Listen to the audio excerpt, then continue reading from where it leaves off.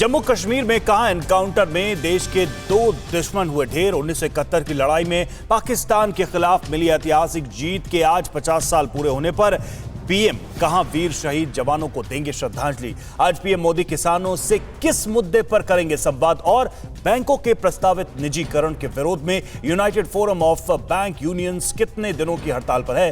देश की सभी बड़ी खबरों के लिए देखिए टॉप 9 राष्ट्र।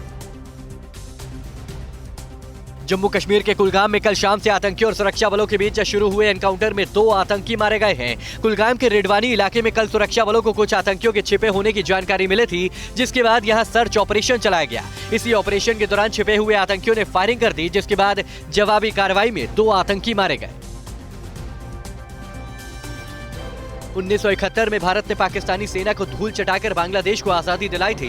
बांग्लादेश की आजादी के 50 साल पूरे होने पर आज ढाका में विक्ट्री परेड का आयोजन किया गया है। बांग्लादेश के न्योते पर भारत के राष्ट्रपति रामनाथ कोविंद इस परेड में बतौर चीफ गेस्ट शामिल होंगे। कल रामनाथ कोविंद को 21 तोपों की सलामी दी गई। विक्ट्री परेड में भारत की तीनों सेनाओं की 122 सदस्यीय टीम भी हिस्सा लेगी।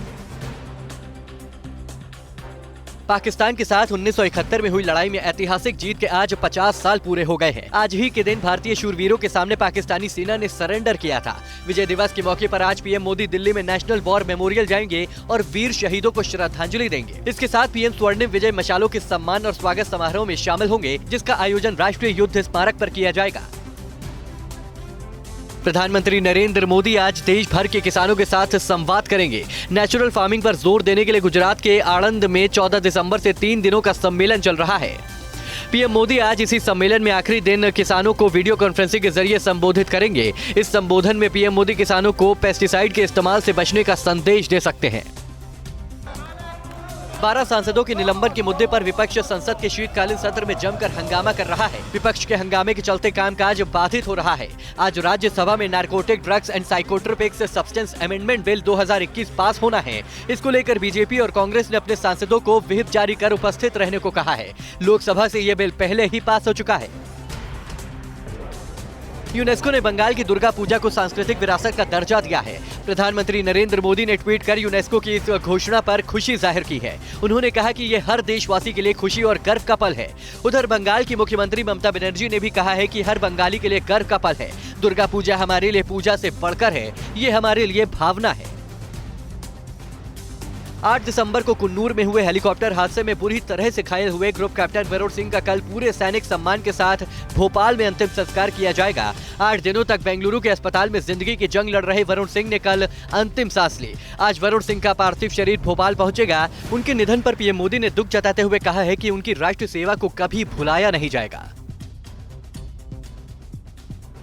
26 दिसंबर से दक्षिण अफ्रीका में होने वाले टेस्ट सीरीज के लिए रवाना होने से पहले विराट कोहली ने T20 की कप्तानी छोड़ने को लेकर बीसीसीआई अध्यक्ष सौरभ गांगुली के दावों को खारिज किया है। कोहली ने कहा है कि उन्हें T20 कप्तानी छोड़ने से किसी ने मना नहीं किया था। कोहली ने कहा कि उन्होंने कभी वनडे सीरीज से रेस्ट देने की मांग नहीं की। रोहित शर्मा के साथ अनबन की खबरों पर उन्होंने कहा कि झूठी बातें फैलाई जा रही है।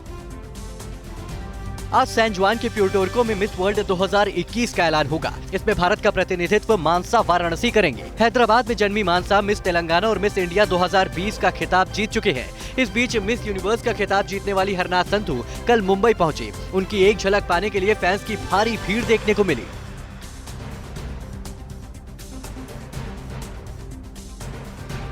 और 5 राज्यों में होने वाले विधानसभा चुनाव को लेकर ताकत दिखाने में जुटी सियासी पार्टियां। आज राहुल गांधी उत्तराखंड में चुनावी बिगुल फूंकेंगे, तो वहीं पंजाब दौरे के दूसरे दिन अरविंद केजरीवाल आज अकालियों के गढ़ में गरजेंगे। केंद्रीय गृह राज्य मंत्री अजय मिश्र को लेकर फिर क्या शुरू हो गया है संग्राम। देश में जारी राजनीतिक घमासान से जुड़ी अहम खबरों के लिए देखिए टॉप 9 सियासी संग्राम। 1 साल तक किसान आंदोलन का नेतृत्व करने वाले राकेश टिकैत कल देर रात मुजफ्फरनगर में अपने सिसौली गांव पहुंचे तो फूलों की बारिश के साथ उनका स्वागत किया गया। तीनों कृषि कानूनों की वापसी के बाद टिकैत पहली बार अपने गांव सिसौली पहुंचे हैं। उनकी अगवानी में लोगों ने लड्डू बांटकर खुशी जताई। टिकैत ने कहा कि यूपी के साथ अलग अलग राज्यों में जीत का जश्न मनाया जाएगा। राहुल गांधी आज उत्तराखंड में देहरादून से चुनावी बिगुल फूकेंगे। राहुल देहरादून के परेड ग्राउंड में सुबह करीब 11 बजे सैनिक सम्मान रैली को संबोधित करेंगे। कांग्रेस इस रैली के जरिए 1971 के युद्ध की जीत के 50 साल पूरे होने का जश्न मनाएगी और शहीद सैनिकों के परिजनों और नायकों को सम्मानित करेगी। इस रैली को सफल बनाने के लिए कांग्रेस नेताओं ने पूरी ताकत झोंक दी है। उत्तराखंड के आगामी विधानसभा चुनाव के लिए आम आदमी पार्टी ने भी कमर कस ली है। दिल्ली के सीएम अरविंद केजरीवाल के दौरे के बाद अब उप मुख्यमंत्री मनीष सिसोदिया आज से 4 दिन के उत्तराखंड दौरे पर रहेंगे। सिसोदिया इस दौरान हल्द्वानी, अल्मोड़ा, बागेश्वर और रुद्रपुर में कई जनसभाओं को संबोधित भी करेंगे। दिल्ली के सीएम अरविंद केजरीवाल आज पंजाब दौरे के दूसरे दिन मुक्तसर जिले के लंबी विधानसभा क्षेत्र में एक जनसभा को संबोधित करेंगे। लंबी अकाली दल का गढ़ रहा है। यहां से पंजाब के पूर्व सीएम प्रकाश सिंह बादल मौजूदा विधायक है। पंजाब दौरे के पहले दिन कल केजरीवाल ने जालंधर में तिरंगा यात्रा निकालकर जन समर्थन जुटाने की कोशिश की थी। यूपी के जौनपुर जिले में चुनावी प्रचार के लिए पहुंचे समाजवादी पार्टी के अध्यक्ष अखिलेश यादव ने केंद्रीय गृह राज्य मंत्री अजय मिश्रा टेनी के इस्तीफे की मांग के साथ सीएम योगी आदित्यनाथ पर भी हमला बोला। अखिलेश यादव ने कहा कि एसआईटी की रिपोर्ट के बाद अजय मिश्रा टेनी को इस्तीफा दे देना चाहिए। उन्होंने कहा कि मैं देखूंगा कि कब मुख्यमंत्री का बुलडोजर चलेगा। यूपी के लखीमपुर खीरी मामले में एसआईटी की रिपोर्ट पर किए सवालों से भड़के केंद्रीय गृह राज्य मंत्री अजय मिश्रा टेनी ने पत्रकारों के लिए अभद्र भाषा का इस्तेमाल किया। एसआईटी की रिपोर्ट में अजय मिश्रा के बेटे आशीष मिश्रा को दोषी माना गया है। इधर संसद में भी विपक्ष ने विरोध मार्च निकालकर अजय मिश्रा के इस्तीफे की मांग की। हालांकि केंद्रीय मंत्री पीयूष गोयल ने कहा कि जांच चल रही है तो ऐसी मांग का कोई मतलब नहीं है। तबलीगी जमात पर सऊदी अरब के प्रतिबंधों के बाद भारत में भी बैन लगाने की मांग उठ रही है। अंतर्राष्ट्रीय हिंदू परिषद के संस्थापक प्रवीण तोगड़िया ने तबलीगी जमात पर पाबंदी लगाने की मांग की है। हमें दारुल उलूम देवबंद तबलीग जमात पर प्रतिबंध भी हो जाए, 2 से ज्यादा बच्चे पर प्रतिबंध भी लग जाए और काशी मथुरा के लिए कानून बन जाए। फरवरी से मार्च में उत्तर प्रदेश में होने वाले विधानसभा चुनाव को लेकर बड़ी सियासी सरगर्मी के बीच अलीगढ़ में एआईएमआईएम के जिला अध्यक्ष गुफरान नूर का एक विवादित वीडियो वायरल हो रहा है। इसमें गुफरान नूर कह रहे हैं कि मुस्लिमों को ज्यादा बच्चे पैदा करने चाहिए, तभी देश में उनका राज होगा और असदुद्दीन ओवैसी प्रधानमंत्री बनेंगे। जब तक बच्चे ना होंगे तो कैसे हम लोग राज करेंगे, कैसे हमारे ओवैसी साहब प्रधानमंत्री बनेंगे। मध्य प्रदेश में हो रहे पंचायत चुनाव के बीच अशोकनगर जिले के भटौली ग्राम पंचायत में सरपंच का चुनाव पैसे की बोली लगाकर किया गया। ग्रामीणों ने सरपंच बनने इच्छुक 4 लोगों को बुलाया और सभी से 5-5 रुपए जमा कराने के बाद बोली लगाने को कहा गया। पहली बोली 21 लाख रुपए की लगी। आखिरी में 44 लाख रुपए की बोली लगाने वाले सौभाग्य यादव को सर्वसम्मति से सरपंच चुन लिया गया। और दुनिया के देशों के साथ भारत में भी कोरोना के नए वेरिएंट ओमिक्रॉन के मामले तेजी से बढ़ रहे हैं। महाराष्ट्र और केरल में कल 4 नए केस मिले। उधर ब्रिटेन में हालात बहुत गंभीर होते जा रहे हैं। ब्रिटेन में एक दिन में 78,000 से ज्यादा कोरोना के मामले आने से पूरी दुनिया की चिंता बढ़ गई है। हालांकि विश्व स्वास्थ्य संगठन के एक्सपर्ट्स ने इस बात का भरोसा जताया है कि साल 2022 में दुनिया महामारी से मुक्त हो सकती है। कोरोना महामारी से जुड़ी सभी खबरों के लिए देखिए टॉप 9 ओमिक्रॉन अलर्ट। देश में ओमिक्रॉन की रफ्तार लगातार बढ़ रही है। सबसे ज्यादा मामले महाराष्ट्र में मिल रहे हैं। बुधवार को राज्य में 4 और नए मामले सामने आए। जो 4 नए संक्रमित मिले हैं उनमें से 2 उस्मानाबाद से और मुंबई और बुल्ढाना से एक है। इसको मिलाकर महाराष्ट्र में ओमिक्रॉन से 32 लोग संक्रमित हो चुके हैं, जिसमें से इलाज के बाद 25 को अस्पताल से छुट्टी भी दी जा चुकी है। अब तक मुंबई में ओमिक्रॉन से सबसे ज्यादा 13 मामले मिले हैं।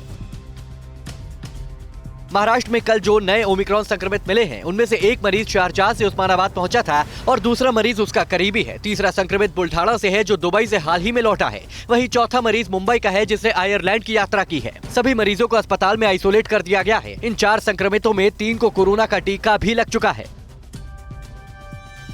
8 दिसंबर को मुंबई में करण जौहर के घर हुई पार्टी में शामिल मलाइका अरोड़ा और आलिया भट्ट की कोरोना रिपोर्ट नेगेटिव आई है, जबकि बीएमसी अब तक करिश्मा कपूर और फैशन डिजाइनर मनीष मल्होत्रा का घर का पता नहीं ढूंढ पाई है। करण ने बीएमसी को पार्टी में 8 लोगों की मौजूदगी बताई है। इस पार्टी में शामिल करीना कपूर, अमृता अरोड़ा, सीमा खान और महीप कपूर कोरोना पॉजिटिव हो चुकी हैं। महाराष्ट्र के अलावा कल केरल में भी ओमिक्रॉन के 4 नए मामले मिलने से चिंता बढ़ गई है। इसके साथ राज्य में ओमिक्रॉन संक्रमितों की संख्या 5 हो गई है। केरल में जो नए केस मिले हैं उनमें से 2 एक ही परिवार की महिला है। इस परिवार का बेटा हाल ही में ब्रिटेन से लौटा था जो ओमिक्रॉन की चपेट में आ गया था। तीसरा और चौथा संक्रमित भी कुछ दिन पहले ही ब्रिटेन से लौटा था। तमिलनाडु में कोरोना के नए वेरिएंट ओमिक्रॉन का पहला केस मिला है। राज्य के स्वास्थ्य विभाग ने बताया है कि नाइजीरिया से लौटा 47 साल का शख्स ओमिक्रॉन पॉजिटिव पाया गया है। संक्रमित शख्स के परिवार के 6 रिश्तेदार भी इसकी चपेट में आ गए हैं। हालांकि राहत की बात यह है कि सभी में मामूली लक्षण हैं। सभी संक्रमितों को आइसोलेट कर दिया गया है। ओमिक्रॉन का वायरस देश के 11 राज्यों में फैल चुका है। अब तक देश में ओमिक्रॉन संक्रमितों की संख्या 73 पहुंच गई है।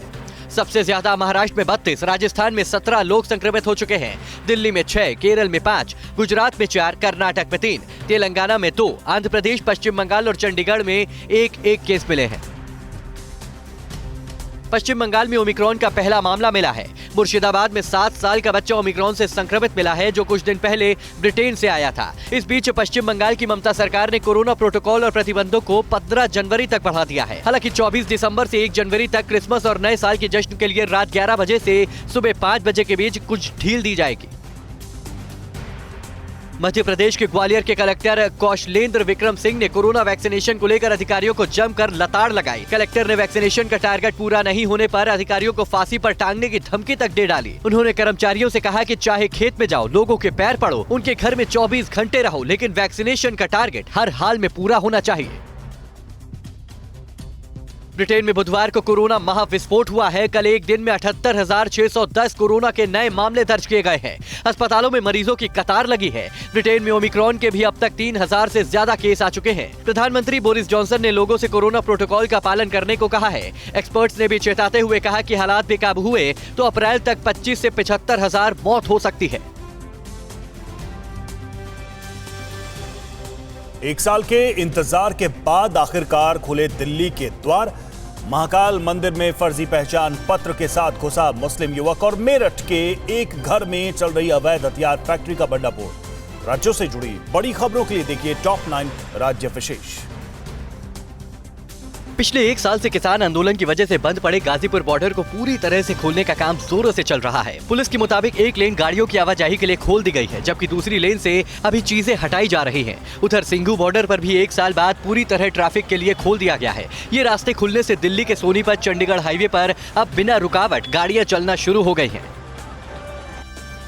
उत्तर प्रदेश में लखनऊ के चौधरी खेड़ा गांव के पास रेलवे पटरी पर मोबाइल व्यवसायी आनंद यादव का शव मिलने के बाद परिजनों ने जमकर हंगामा किया। FIR दर्ज न करने से नाराज परिजनों ने सैकड़ों ग्रामीणों के साथ पुलिस चौकी का घेराव कर पुलिस के खिलाफ प्रदर्शन किया। पीड़ित परिवार का आरोप है कि ये हत्या का मामला है और पुलिस मुकदमा दर्ज नहीं करना चाहती है। मध्य प्रदेश में उज्जैन के महाकाल मंदिर की भस्म आरती में शामिल होने के लिए एक मुस्लिम शख्स ने फर्जी ID कार्ड का इस्तेमाल किया। मोहम्मद यूनिस मुल्ला नाम का ये शख्स अभिषेक दुबे के नाम से भस्म आरती में शामिल हुआ। मंदिर कर्मचारियों ने शक होने पर पूछताछ की और इसका फर्जीवाड़ा पकड़ लिया। इसके बाद इसे पुलिस के हवाले कर दिया गया। उत्तर प्रदेश के मेरठ में एक अवैध असलहा फैक्ट्री का भंडाफोड़ हुआ है। लिसाड़ी गेट की आशियाना कॉलोनी में हथियारों का एक ये काला कारोबार पिछले 10 सालों से एक घर के अंदर चल रहा था। पुलिस ने यहां से भारी मात्रा में पिस्टल, तमंचे, मैगजीन और हथियार बनाने वाली मशीनें बरामद की है और मुख्य आरोपी राशिद इरशाद समेत 6 लोगों को गिरफ्तार किया है। शादी के बाद पटना पहुंचे बिहार के पूर्व डिप्टी CM तेजस्वी यादव ने कल अपनी पत्नी रेचल को घर की सैर करवाई। तेजस्वी ने अपनी पत्नी रेचल को मां राबड़ी देवी और पिता लालू यादव के सरकारी आवास एक अड़े मार्ग का कोना कोना दिखाया। रेचल ने आवास कैंपस में बछड़े से लेकर गाय को देखा। इस दौरान राबड़ी देवी भी साथ रही। राबड़ी के सरकारी निवास में कई गाय और बछड़े पाले जाते हैं। अलीगढ़ मुस्लिम विश्वविद्यालय में 15 दिसंबर 2019 को CAA और NRC के खिलाफ हुए प्रोटेस्ट पर लाठीचार्ज के विरोध में छात्रों ने कल कैंडल मार्च निकाला और सरकार और पुलिस के खिलाफ प्रदर्शन किया। इस दौरान छात्र नेता फरहान जुबेरी ने कहा कि जब भी CAA वापस आएगा तब हम उसके विरोध में सड़कों पर उतरकर विरोध करेंगे। उत्तर प्रदेश के मुरादाबाद में स्वास्थ्य विभाग ने कोरोना के नए वेरिएंट के खतरों को देखते हुए मेगा सैंपलिंग शुरू की है। ये कार्यक्रम अगले 10 दिनों तक चलेगा। इसमें टेम्पो, बस, टैक्सी, ट्रक ड्राइवरों के अलावा अस्पताल स्टाफ, स्कूल कर्मचारी और सरकारी कर्मचारियों की जांच की जाएगी। इसके लिए मुरादाबाद स्वास्थ्य विभाग ने 10 टीमों को लगाया है। उत्तर प्रदेश में शिमला का टूरिस्ट स्पॉट कुफरी इन दोनों सैलानियों से गुलजार है। सैलानियों की ये भीड़ देखकर यहाँ के घोड़ा चालकों के चेहरे खिल गए हैं। जहाँ पिछले 2 साल से कोरोना की वजह से इनका बिजनेस बिल्कुल ठप हो गया था, वहीं पर्यटकों के दोबारा आ जाने से अब इन्हें अच्छी कमाई की उम्मीद है।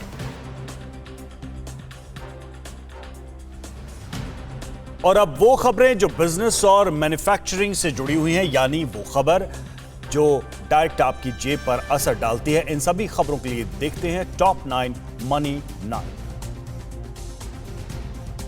सबसे पहली खबर चुनाव सुधारों को लेकर है। केंद्र सरकार ने चुनावी सुधारों को मंजूरी दे दी है। अब मतदाताओं के वोटर ID को आधार कार्ड से जोड़ा जाएगा। इस चुनाव सुधार से फायदा ये होगा कि फर्जी वोटिंग पर रोक लग सकेगी।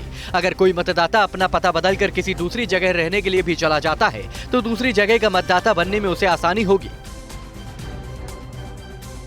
संसद के मौजूदा शीतकालीन सत्र में क्रिप्टो करेंसी पर बिल आने की संभावना नहीं है। सूत्रों के मुताबिक सरकार ये बिल लाने से पहले और राय मशवरा करना चाहती है। सरकार इस बारे में दूसरे देशों में अपनाए गए कानूनों को भी देख रही है, यानी हजारों लाखों क्रिप्टो निवेशकों की बेचैनी जल्द खत्म होने वाली नहीं है।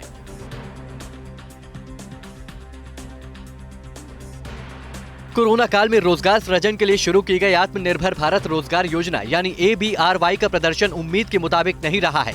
अब तक इस योजना के तहत केवल 40 लाख लोगों को ही फायदा मिला है।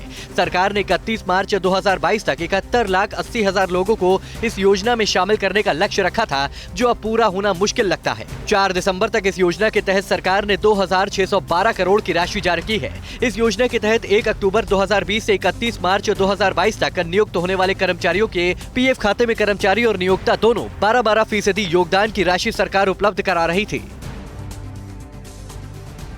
ऑटो कंपनियां इस बार ईयर एंड दिसंबर कैश डिस्काउंट पहले जैसा आकर्षक नहीं दे रही है। सेमीकंडक्टर की ज्यादा कमी के चलते कंपनियों ने अपने लोकप्रिय मॉडल का उत्पादन घटा दिया है, जिसके चलते ऑटो कंपनियों के ऊपर इन्वेंट्री क्लियर करने का कोई दबाव नहीं है। ऑटो कंपनियां और डीलर्स दोनों ही अपना स्टॉक खत्म करने के लिए दिसंबर में ग्राहकों को आकर्षक कैश डिस्काउंट का लालच देती रही है, लेकिन इस बार ये डिस्काउंट अपनी उम्मीद से बेहद कम रहने वाला है। देश में सेमीकंडक्टर के निर्माण को बढ़ावा देने के लिए सरकार ने 76,000 करोड़ रुपए की PLI योजना को मंजूरी दे दी है। इसके तहत सरकार सेमीकंडक्टर प्रोडक्शन के लिए अगले 6 सालों में 76,000 करोड़ का प्रोत्साहन देगी। सरकार के इस कदम से नए उद्योग स्थापित होंगे और रोजगार के अवसर भी बढ़ेंगे। इसके साथ ही नए वाहनों के लिए आपका इंतजार भी कम होगा। टाटा ग्रुप भी अभी चिप निर्माण के लिए ताइवान की कंपनी से बात कर रही है। टाटा ग्रुप एक बार फिर से कॉस्मेटिक बाजार में अपनी धाक जमाने की तैयारी कर रहा है। 23 साल पहले अपने लैक्मे ब्रांड को हिंदुस्तान यूनिलीवर को बेचने के बाद फ्रैंक लिमिटेड एक बार फिर ब्यूटी सेगमेंट पर भारी निवेश करने जा रहा है। रिटेल में ग्रोथ के लिए कंपनी ब्यूटी फुटवियर और अंडरगारमेंट्स पर खास फोकस करने वाली है। इससे ब्यूटी सेगमेंट में प्रतिस्पर्धा बढ़ेगी, जिसका फायदा महिला ग्राहकों को होगा।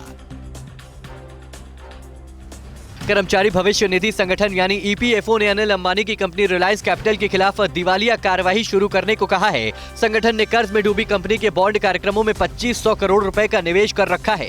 कंपनी इसके ब्याज का भुगतान करने में चूक गई है। NCD पर कुल ब्याज डिफॉल्ट 30 नवंबर 2021 तक 534 करोड़ से ज्यादा रहा है। अगर EPFO की रिलायंस कैपिटल में निवेश की गई राशि डूबती है तो इसका असर संगठन के 6 करोड़ से ज्यादा सदस्यों पर पड़ सकता है। ऑनलाइन किराना और फल सब्जी खरीदने वालों के लिए अच्छी खबर है। अब जल्द ही व्हाट्सएप से किराना, फल, सब्जी और दैनिक उपयोग की अन्य चीजों को ऑनलाइन ऑर्डर कर सकेंगे। मुकेश अंबानी की ई-कॉमर्स कंपनी जियो मार्ट अपने ऑनलाइन बिजनेस को बढ़ाने के लिए लोकप्रिय मैसेजिंग ऐप का व्हाट्सएप इस्तेमाल करने की योजना पर काम कर रही है। नए ऑप्शन से यूजर्स को किराना ऑर्डर करने में सुविधा होगी। डिलीवरी फ्री होगी, जिसमें ऑर्डर के लिए कोई न्यूनतम राशि नहीं होगी। ओमिक्रॉन की चिंता ने हवाई यात्रियों की तादाद घटा दी है। अक्टूबर से नवंबर में फेस्टिवल सीजन के दौरान हवाई यात्रियों की संख्या बढ़ती नजर आई थी, लेकिन दिसंबर में ये गायब है। आमतौर पर क्रिसमस और न्यू ईयर के मौके पर एयरलाइंस कंपनियां खूब कमाई करती थी, लेकिन DGCA और ICICI डायरेक्टर के मुताबिक अक्टूबर की तुलना में दिसंबर में यात्रियों की संख्या घटी है। कोरोना की वजह से पहले से ही 24,680 करोड़ रुपए का नुकसान झेल रही एयरलाइंस कंपनियों को ये बड़ा झटका है। कोरोना धर्म नहीं देखता, जात नहीं देखता, अमीर गरीब ऊंच नीच नहीं देखता। कोरोना सिर्फ मौका देखता है, लेकिन आप उसे मौका मत दीजिए। बस इतना कीजिए, जब कभी दफ्तर से, बाजार से घर लौटिए तो इतना ख्याल जरूर रखिए, कहीं आपके साथ कोरोना आपके घर तो नहीं जा रहा। भूलिए मत, कोरोना अभी जिंदा है।